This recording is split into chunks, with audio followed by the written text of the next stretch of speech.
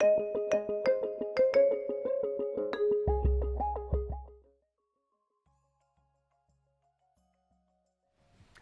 you, Kelsey, for that extremely kind introduction, and thank you all for coming to hear me speak.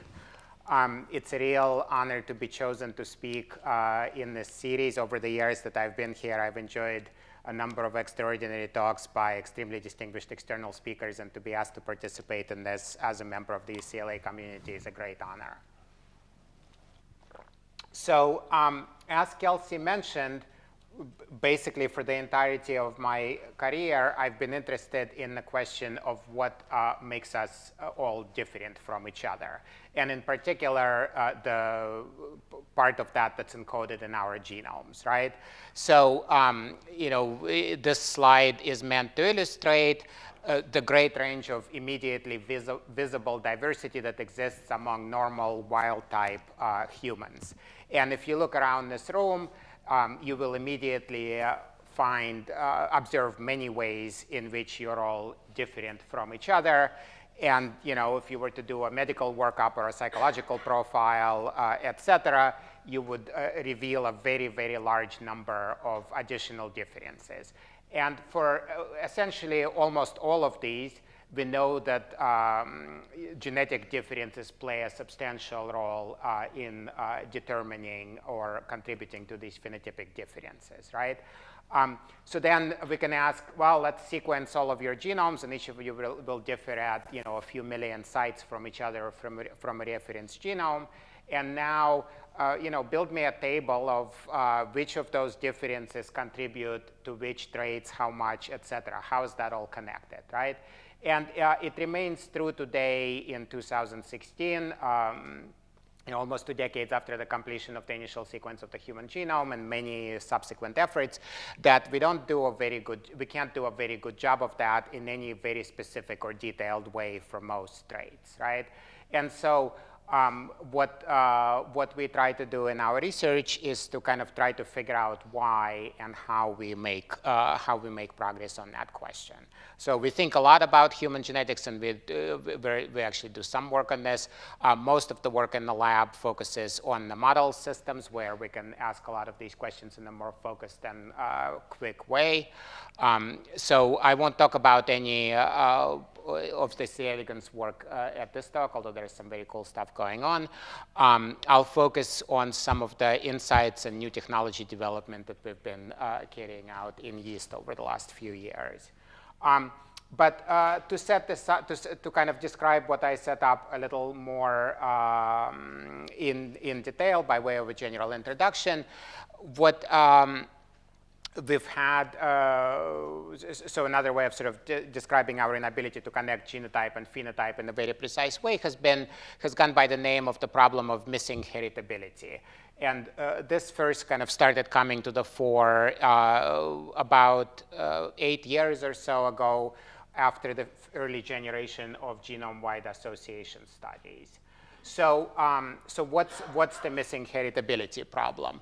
Well, when in about 2006-07 or so, there was enough polymorphism information and the technology to read it out in the human genome, people started doing very large population studies looking for connections between genotype and phenotype, mostly disease-related phenotypes in humans.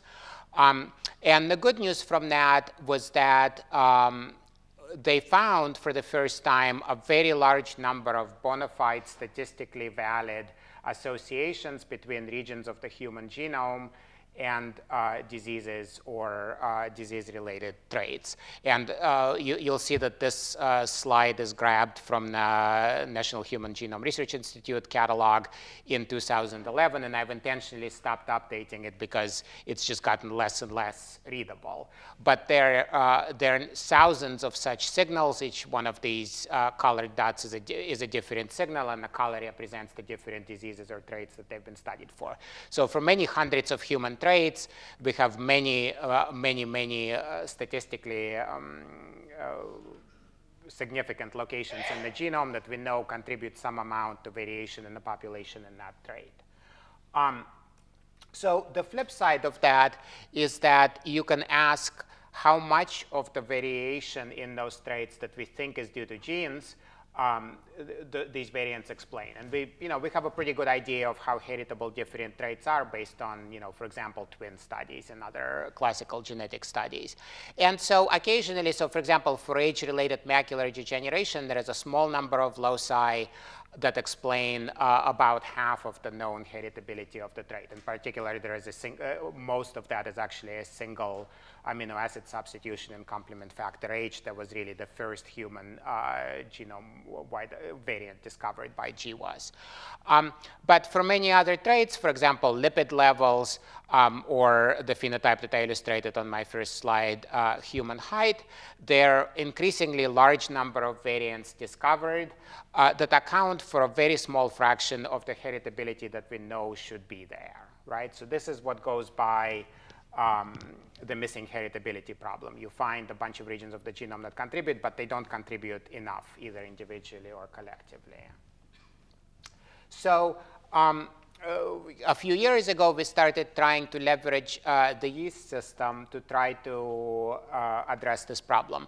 And when you have small effects, one of the things you worry about is your statistical power, and the way to try to address that is through sample size. And whereas 300 million humans looks like this, roughly the population of the United States, 300 million yeast looks like that. You can readily grow a population in a single flask. And just like there are complex, continuously distributed quantitative trait in humans, so for example, here is one of these classic illustrations of a normal distribution of humans sorted by height, right? These are the male students at some college, and these are the female students. In yeast, we can look and see similar continuous distributions among genetically variable traits. For example, in this case, in their sensitivity to a specific DNA damaging agent. So. And we can show statistically through simulations that as we build increasingly large panels of yeast, we can push down into increasingly small effects of the loci that contribute to these traits. So based on the human studies, we knew we wanted to be powered to see effects that are substantially less than 1% contribution to heritability. So and this is something that's been spearheaded for a number of years now by Josh Bloom, first as a graduate student back at Princeton and now as a staff scientist in my lab here, have built increasingly large segregant panels in yeast to try to look at that, right? And so the setup here is very classical basic yeast genetics 101, where you take two yeast strains. In our case, most of this work has been done with a standard lab strain and a strain isolated from a California vineyard back in the 1990s. You cross them, they'll form this heterozygous diploid, you put them through sporulation, and then you can, uniquely in yeast, you can isolate all four products of meiosis, right? So these are the tetrads, and you can dissect them into the individual haploid progeny. So the work that I'll talk about today is based on a panel of over 4,000 of these segregants from this one cross.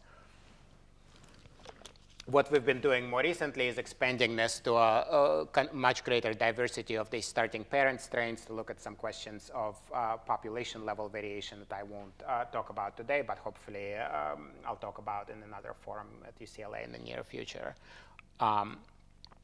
So to be able to do genotype-phenotype connections, we need to measure genotypes and we need to measure phenotypes on a large scale. The way we measure genotype these days, like many other things, is by high-throughput sequencing, right? So the yeast genome is pretty small, allowing us to multiplex over 1,100 of these strains into a single lane of a high-seq sequencer using dual barcode strategy. And that's enough to give us about 1.5x coverage for each of these strains, which is plenty of information to call genetic markers throughout the genome. So we basically get a readout of about 40,000 high-confidence single nucleotide polymorphisms, which are essentially all the differences that exist between these two parent strains at the single nucleotide level. And then we can use hidden Markov models and other statistical techniques to clean this up and identify the recombination breakpoints. So this is an example of just one of these 4,000 plus segregants, where the gray bar plots here are simply the read counts that favor one or the other parent strain. And then this shows our calls for all of the recombination breakpoints along the 16 yeast chromosomes, color-coded by which of the two parent genomes that region comes from. And then for phenotyping, for what I'll talk about here, these are all traits that reflect growth under different stressful conditions, right? So for example, just for visual illustration, here is a large number of these strains arrayed on a plate, just growing in normal reach medium. And you see that there's actually a decent amount of variation in growth rate just as a baseline. And then when you treat them, in this case, grow them in the presence of cadmium chloride, which exerts a heavy metal stress, you see this segregation pattern where roughly half of the strains grow similarly to how they would in the absence of this compound, and the other half basically fail to grow, right? So this is a quasi-Mendelian inheritance pattern that I've chosen for ease of visual illustration. Most of them show more graded and continuous distributions in the presence of these different conditions. So we've measured growth in a whole bunch of conditions, including different temperatures, pHs, carbon, nitrogen sources, and different stressors, metal ion, and small molecules that challenge every aspect of yeast cell physiology. So I still like to show this. Initially, we set this all up in a very sort of kludgy way with a bunch of these off-the-shelf transparency scanners from Best Buy that are about $200 each. And we crammed 8 of these and a MacBook that was too old to do anything else into an incubator. To computer control them and take pictures. And amazingly enough, all of these electronics actually survived in a humid 30-degree incubator long enough for us to generate enough data for these initial publications. We've recently upgraded to this to this custom-built robot that's built specifically for large-scale yeast experiments by a small Canadian engineering company, which makes all of this a lot more easy and robust. So once we get the data, we can use image processing software to measure colony size, which is our quantitative trait, as illustrated here. So then what do we do with this information? So we have a bunch of genetic data on these strains, essentially all of their SNP readouts throughout their genome, and a bunch of phenotypes. Well, the first thing we can ask is just ask about these questions of heritability. Globally, how much does genetics contribute to these traits? And so traditionally, you do this by looking at individuals that have different degrees of relatedness. So for example, you'll compare identical twins to dizygotic twins, to siblings, to cousins, and so on, right? So that's kind of a pain to do. And what an insight that actually originated in the animal breeding community and has been popularized in human genetics by Peter Vischer and colleagues is that when you have really dense genomic information, you don't actually have to do that, right? So you're always told that you share half of your genome with a sibling, but that half is an average. And it turns out that the chunks of the genome that you inherit from your parents are few enough in number and large enough that there is actually considerable variability around that 50%. It's not huge, but it's roughly 45 to 55%. And dense enough genetic information allows you now to easily measure those differences and say you actually share 46% of your DNA with this particular sibling, and this other pair shares 53%. And if you look carefully and you measure some quantitative trait, you'll find that the ones who share 53%, if the trait has a genetic component, are going to be on average more similar to each other for that trait than the ones who share 47%, right? So basically that's, so this measure is called realized relatedness, realized genetic relationships. So you actually measure the real fraction of the genome shared, and then basically do a regression of that against phenotypic similarity. And that allows you to measure the additive contribution of genes. And also look at some of the interaction terms between them. So, when we've looked at this for our traits in yeast, we've basically been interested in the following pie chart. I don't usually like to use pie charts, but for this, it's actually a pretty good illustration. So there is going to be some chunk of the variation that's not heritable. So this is sort of repeatability of your assay or whatever you didn't control about the environmental conditions. There are additive effects of genes. So basically, at every locus, you can think of an allele in a population that increases the phenotype and one that decreases it. And they act independently of each other throughout the genome. Then there are pairwise interactions where what happens at one locus depends on another locus, higher order combinations of such interactions, and other genetic factors that aren't captured by either of these. So we've quantified this for 20 of our different growth traits. And the pattern that you see is that the overall amount of heritability varies for these traits, roughly excluding this guy here, between 40 and 80% of the difference that we see among our strains is genetic. And typically, and basically without exception, most of that is these independent additive effects of genes, with a smaller contribution from pairwise interactions between different loci, and an additional smaller contribution from all of these higher order effects. So, of course, we don't just have this overall measure of genetic relatedness. We actually have detailed genetic information for every individual region of the genome. So we can now ask what specific loci contribute to this. Can we find them, and can we explain this heritability that we just measured, right? So here is an example for one of the traits. So initially, if you look at a smaller panel like what we and others have used in the past of 100 or so segregants from this cross, we don't see anything that passes a genome-wide standard for statistical significance. When you scale this up to a larger panel of 1,000 segregants, you now see 16, marked here with these red stars, genome-wide significant loci.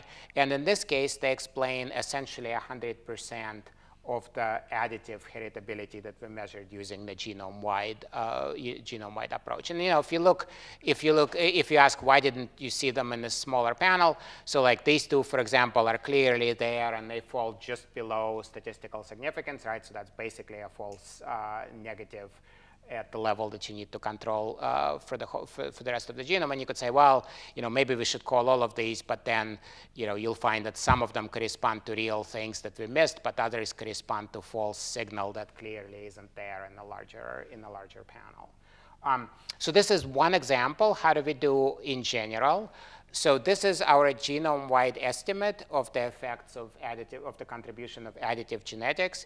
And this is the variance explained by the additive loci that we can map and point to for each of these 20 traits. And you see that in this large panel of 4,000 strains, we do extremely well. So I think the average here is something like 94% of the additive heritability explained by specific loci in the genome that we can point to, and in many cases identify, or in some cases identify, the precise genetic players. So basically, this suggests that a lot of the missing heritability is simply a sample size statistical power problem.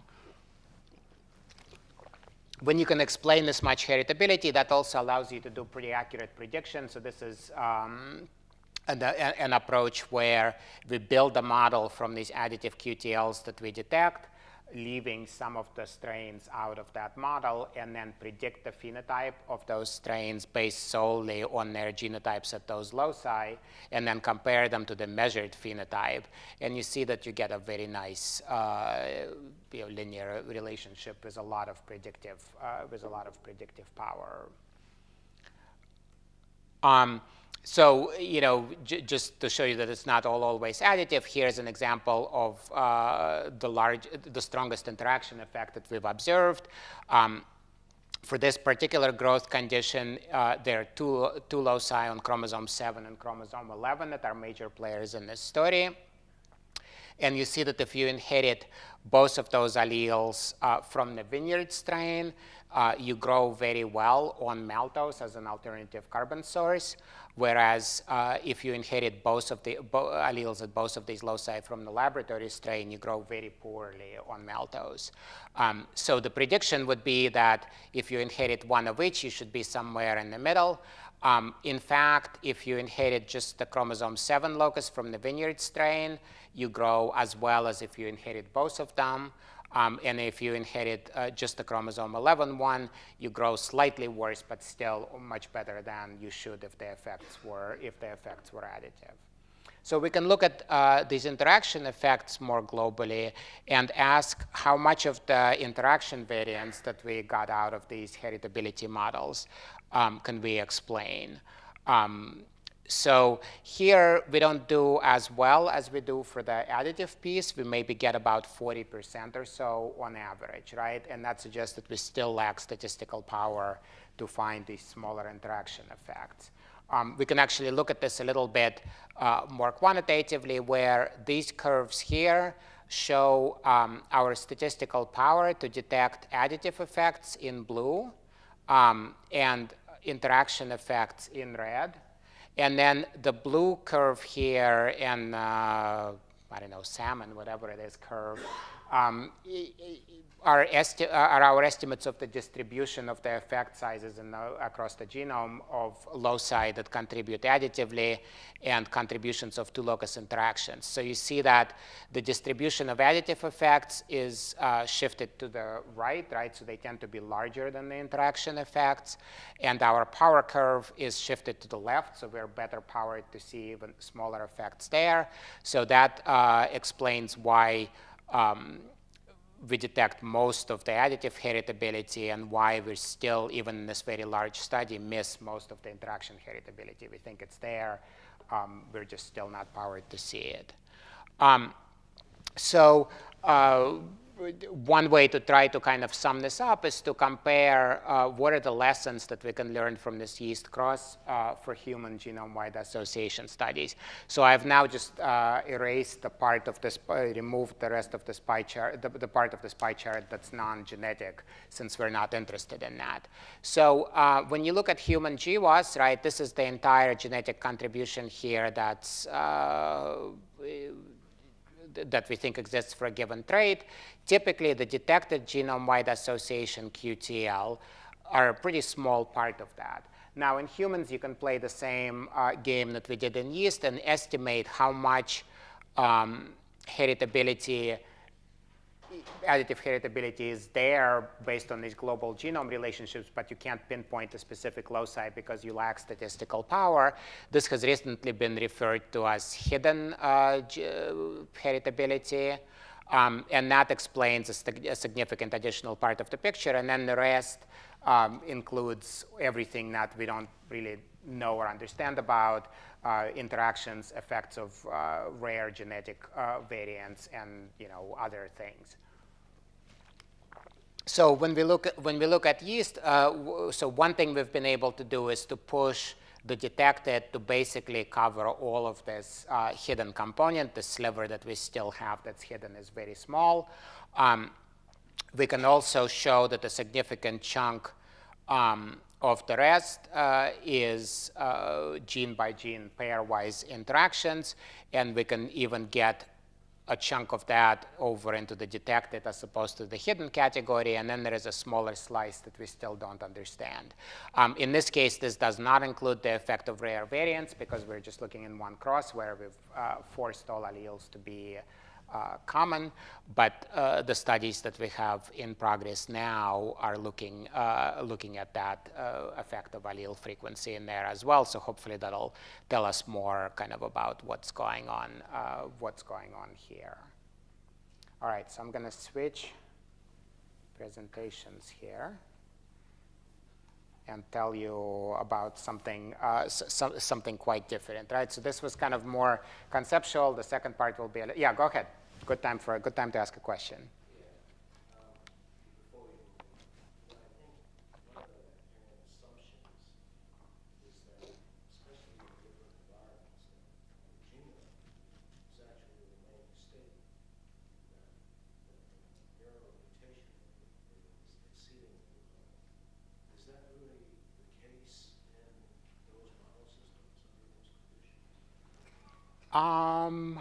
Yeah, so I mean the mutation rate in yeast is fairly small. It's something like 10 to the minus 10 per nucleotide per generation, right, per cell division. So we really don't expect these strains to be picking them up at any appreciable rate. We're also working with so for all of these phenotypic measurements, right, we're working with very large clonal populations of that specific genotype. So if a small fraction of them picked up a mutation, that would probably average out. And also, even if there are new mutations that happened early enough in that process where one of them was an extreme outlier, you don't expect that to happen 4,000 times or in a way that's in any way correlated with what goes on in the rest of the genome. So, I mean, the environment is a whole other, so the effect of the environment on the impacts of these genetic variants on any particular trait, that for sure exists, and it's large, and we've looked at that in other studies. And you can actually think about this as extreme environmental effects, right? Because these growth conditions, I mean, in some sense, they're so different. Many of them are so different from each other that it almost doesn't make sense to think of them as different environments, but you can. And then you can get into questions of, does growing yeast in the presence of a different carbon source versus growing it in the presence of a strong DNA damaging agent, where does that fit on the spectrum of conditions we all experience? And I think that's kind of hard to do in any sort of quantitative way, but it's interesting to think about. Okay, so what I'm going to talk about is some recent and ongoing work in the lab on genetic mapping without crosses, right?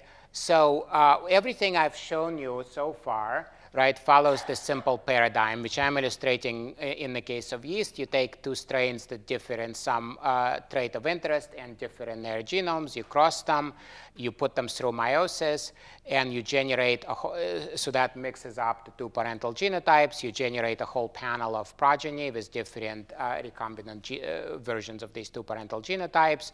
You measured some trait, and then you look for a pattern of genotype that's consistent, right? So everybody who inherits the genome from this parent is higher than everybody who inherits the genome, this particular bit of the genome from this parent, or some more continuous statistical version of that, and you call that a locus that affects that trait.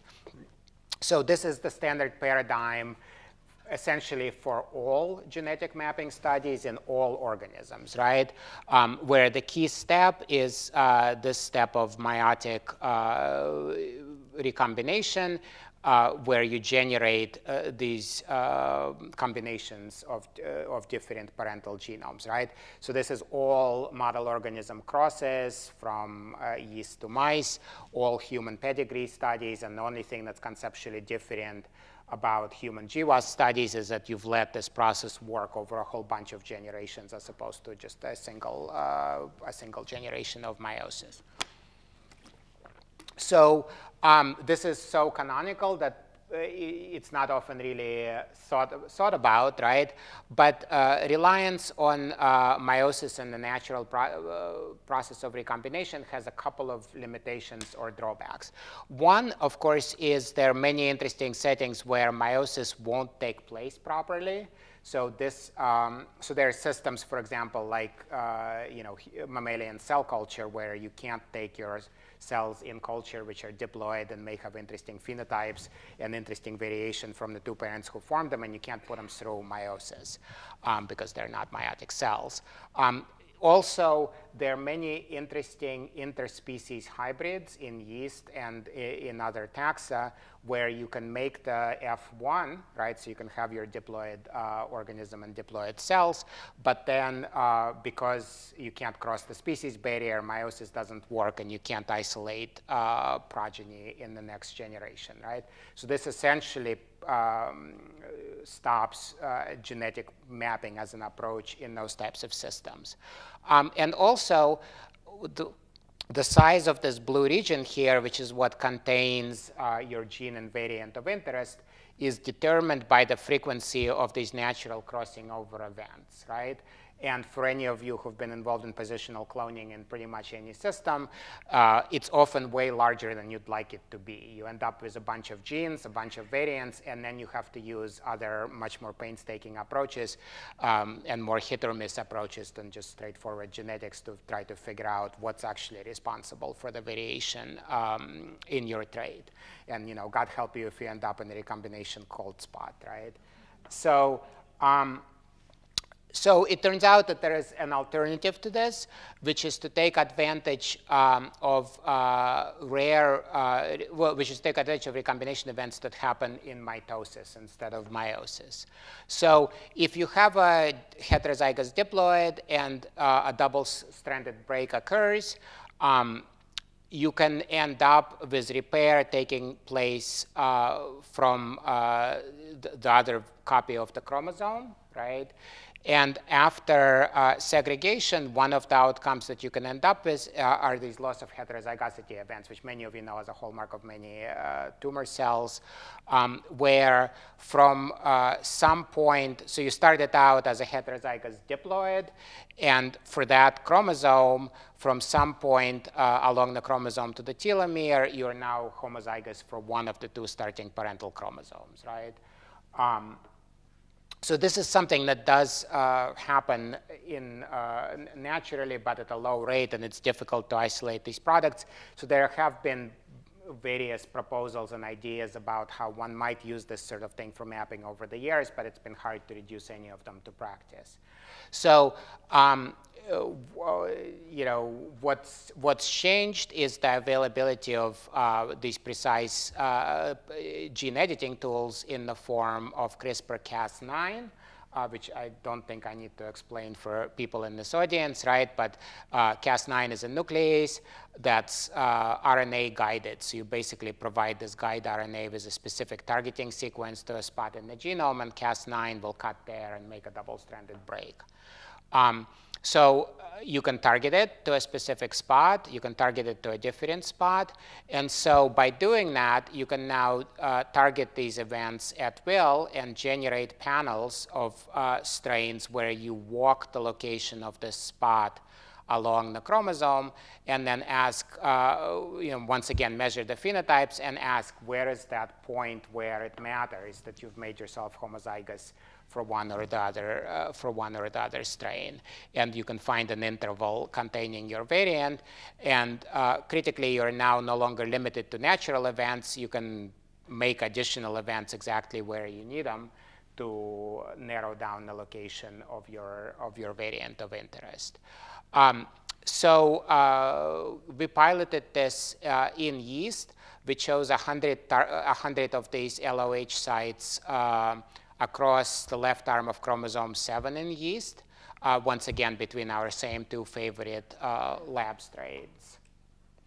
So here, the crucial feature of this that I'll mention quickly is that these target sites are allele specific. So because of the way Cas9 targets, you can actually use polymorphism, existing polymorphism between these strains to make sure that you get a double-stranded break on only one of the two chromosomes, which then highly favors this mitotic crossing over loss of heterozygosity event as opposed to non-homologous end joining or some other repair process that won't give you what you want.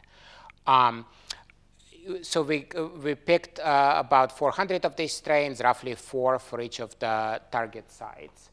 And we once again genotyped them by sequence, and you can see here this loss of heterozygosity event where you get reads that match both of the parent strains in this heterozygous diploid telomere distal from this site and then telomere proximal, you only see one of them, right? And here's a different event where that breakpoint is closer to the centromere. So you can ask, where did we target the site and where did it end up once you genotype them? And you see that most of them end up pretty close to the diagonal, so within 10 or so 10-20 kb of where you targeted it. There is some frequency of these events outside, far from the targeting region, and we haven't investigated this in detail, but we know what they are, and we can set them aside for our mapping experiments. There is actually a decent amount of jitter in exactly where this event takes place relative to the cut, and we view this as a feature and not a bug, because that allows us to make one position, and if we have these positions spaced every 10 kb, for example, we actually get a bunch of recombination events covering that region more densely, as opposed to having to target every single one of them with a new guide.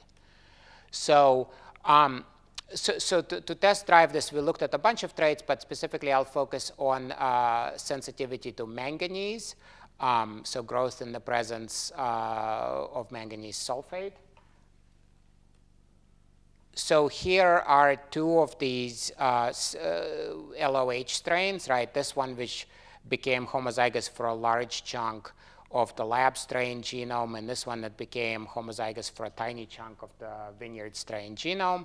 And here are their growth rates or colony sizes in the presence of manganese. So that's just kind of to set up the plot. Here is now all of these 400 or so strains, and what you see here, right, is that starting at the telomere and marching in toward the centromere, there is a chunk of 100-something kilobases where it doesn't matter, like whether I make you homozygous for one strain or the other, nothing, they grow about the same. And then there is a pretty sharp change here where now, if I've made you homozygous for the lab strain, you grow much better than if I made you homozygous, for the vineyard strain, you grow much better than if I made you homozygous for the lab strain.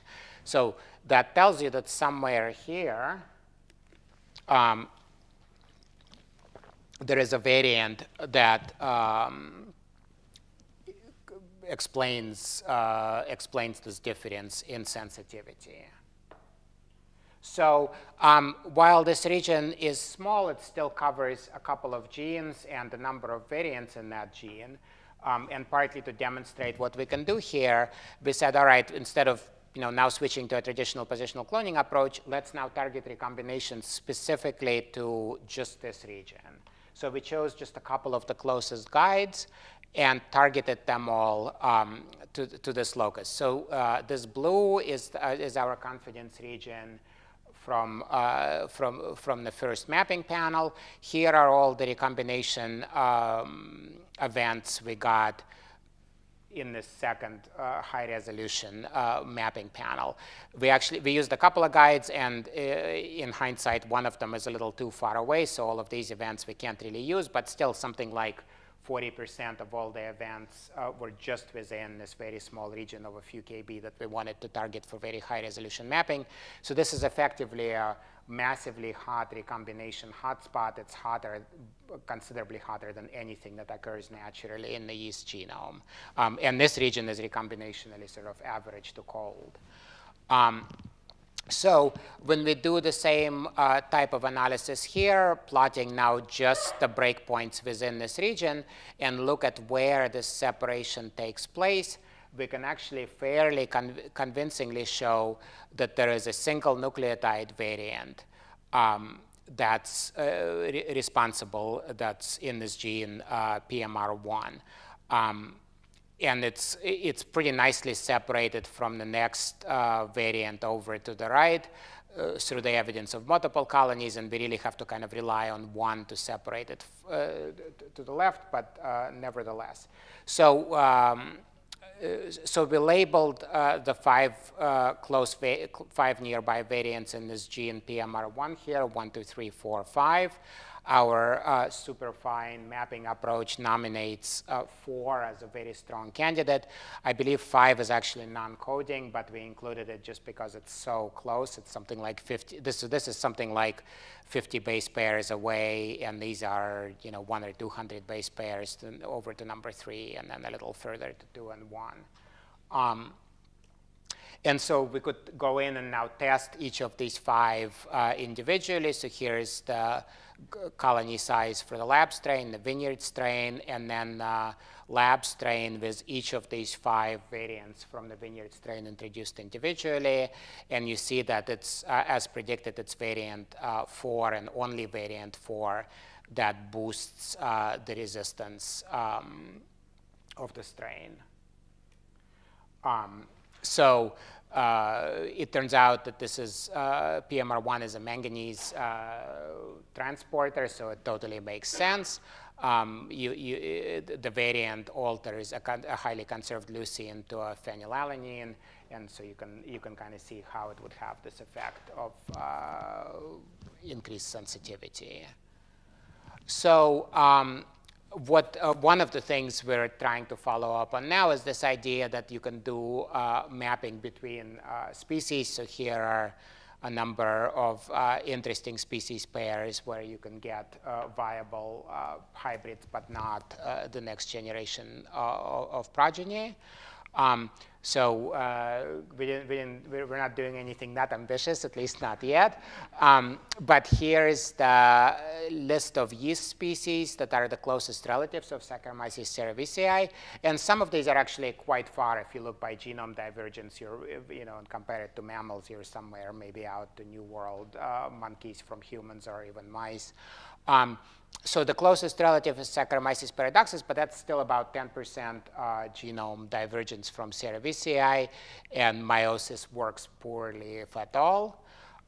So we've been able to show that if we make this heterozygous diploid, we can once again target these LOH sites. And here's a first look at sensitivity to lithium chloride. And the interesting thing here compared to the manganese mapping that I showed you in cerevisiae is that unlike one place where there is this breakpoint and the sensitivity resistance pattern changes, here it looks like there are 3 just in this one arm of one chromosome, right? So you can see that once again there is a chunk closest to the telomere that contains no variants influencing this sensitivity or resistance. And then as you move in toward the centromere, you find a variant that falls somewhere over here that where the paradoxus allele grows better. But then you flip to over here a variant where the cerevisiae allele does better, and by enough to flip over this effect. And then there is another variant from cerevisiae that improves growth even further. So I mean, we think this is sort of suggestive of the fact that when you start looking between species where sequence divergence is considerably higher than the variation within, we might be able to see a higher level of genetic complexity and map additional interesting things. And it also shows just our ability to do this kind of interspecies mapping. So we're pretty excited about this, and we're also beginning to explore with Hilary Kohler's lab the possibility of doing this in mammalian cells. And I'll stop here and take questions.